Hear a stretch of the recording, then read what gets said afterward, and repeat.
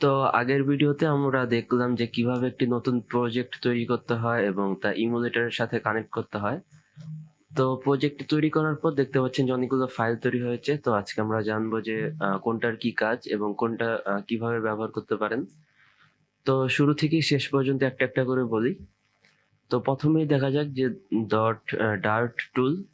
এটি হচ্ছে ডার্টের একটি টুল। এখানে ডার্ট রিলেটেড যত কিছু আছে সবগুলো এখানেই ঘটে।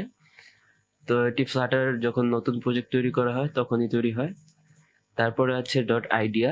এটি হচ্ছে অ্যান্ড্রয়েড স্টুডিওতে যখন আমরা কাজ করব তখন এই জিনিসটা কাজে আসবে। যেহেতু আমরা ভিজুয়াল স্টুডিও কোড ব্যবহার করছি তাই এই জিনিসটা আমাদের কোনো কাজের না। তো তারপর হচ্ছে অ্যান্ড্রয়েড। এটি খুবই গুরুত্বপূর্ণ একটি জিনিস। ফ্লাটার এসডিকে যখন অ্যান্ড্রয়েড কোনো অ্যাপ বিল্ড করে তখন সেই ফাইলগুলো এখানে চলে আসে। অর্থাৎ এখানে আপনারা যা যা ফাইল দেখতে পাচ্ছেন এটাই এই ইমুলেটরে শো করছে। তো এই ফাইলগুলোই বিল্ড হয়ে এখানে দেখাচ্ছে।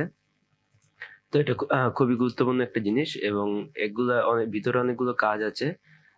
আমরা পরবর্তীতে অনেক কিছু এডিট করব এবং কপি পেস্ট করে দেখাবো। তো আপাতত এটা আমাদের কোনো কাজে আসছে না।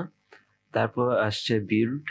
তো আমরা যখন রান থেকে গিয়ে কোনো ইমুলেটরের সাথে কানেক্ট করি তখন এই ফোল্ডারটা ক্রিয়েট হয় এবং এই ফোল্ডারের মধ্যেই সব আউটপুটও রয়েছে। অর্থাৎ এখানে যা যা দেখতে পাচ্ছেন এই বিল্ডের মাধ্যমে আউটপুট হিসেবে এখানে দেখানো হয়।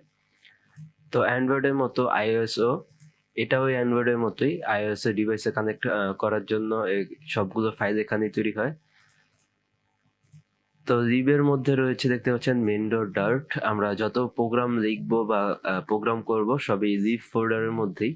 তো আমরা এক বা একাধিক ফাইল বা লিবের মধ্যে একাধিক ফোল্ডারও তৈরি করা যায়। তো আমরা ওইভাবেই ফোল্ডার তৈরি করে কাজ করব। তারপর আসা টেস্টের দিকে। এটি ফ্লাটার দ্বারা তৈরিকৃত বিহাইন্ড দ্য সিন একটি ফোল্ডার। আমরা যখন আরো অ্যাডভান্স কাজ করব তখন আমরা এটা এডিট করব, কিন্তু আমরা বেসিক কাজের জন্য এটাকে কোনো কাজে আসবে না আমাদের। ওয়েব দেখতে পাচ্ছেন, এটা ওয়েবে প্রজেক্টটাকে রান করার জন্য আমি এটাকে ইমুলেটারে রান করেছি। আপনারা চাইলে ওয়েবেও রান করতে পারেন এবং উইন্ডোজের ক্ষেত্রেও একই কথা, আপনারা উইন্ডোজে রান করতে পারেন।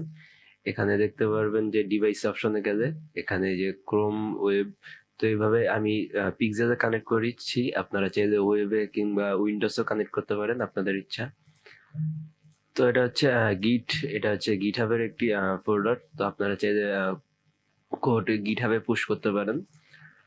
তারপর আছে মেটাডাটা প্যাকেজেস। এই চারটা জিনিস হচ্ছে বিহাইন্ড দ্য সিন একটি চারটা ফোল্ডার। তো এগুলো আমাদের কোনো কাজে আসবে না, জাস্ট দেখে রাখুন। ফ্লাটার এগুলো বুঝে এবং এই কোডগুলোকে ফ্লাটার বিহাইন্ড দ্য সিন করে থাকে, তো আমাদের এগুলো কোনো কাজের না। কিন্তু আমাদের মোস্ট ইম্পর্টেন্ট যে ফাইল সেটা হচ্ছে যে pubspec.yaml। এটা হচ্ছে খুবই গুরুত্বপূর্ণ একটি ফাইল। এখানে আমরা যখন কোনো প্রজেক্ট তৈরি করব আমরা থার্ড পার্টি প্যাকেজ এখানে ব্যবহার করতে পারবো। এখান থেকে শুধু থার্ড পার্টি প্যাকেজ না, আমরা চাইলে এখান থেকে দেখতে পাচ্ছেন যে ইমেজ ছবি বসাতে পারবো। এছাড়াও আমরা চাইলে ফ্রন্ট ব্যবহার করতে পারবো, কাস্টম ফ্রন্ট। তো এটা খুবই গুরুত্বপূর্ণ একটি ফাইল pubspec.yaml। আর সর্বশেষে রয়েছে রিডমি। তো আপনারা যখন গ্রুপ ওয়াইজ কাজ করবেন, অনেকেই মিলে একসাথে যখন কাজ করবেন তখন এখানে রিডমি অপশনটি খুবই কাজে আসে। এখানে চাইলে আপনারা কোনো নোট লিখে রাখতে পারেন আপনাদের সেই গ্রুপে যখন কাজ করবেন। তো এই ছিল আজকের এই ওভারভিউ ভিডিওটি। ভিডিওটি যদি ভালো লেগে থাকে তাহলে অবশ্যই একটি লাইক দিবেন এবং চ্যানেলটি সাবস্ক্রাইব করবেন। তো দেখা হচ্ছে পরের ভিডিওতে।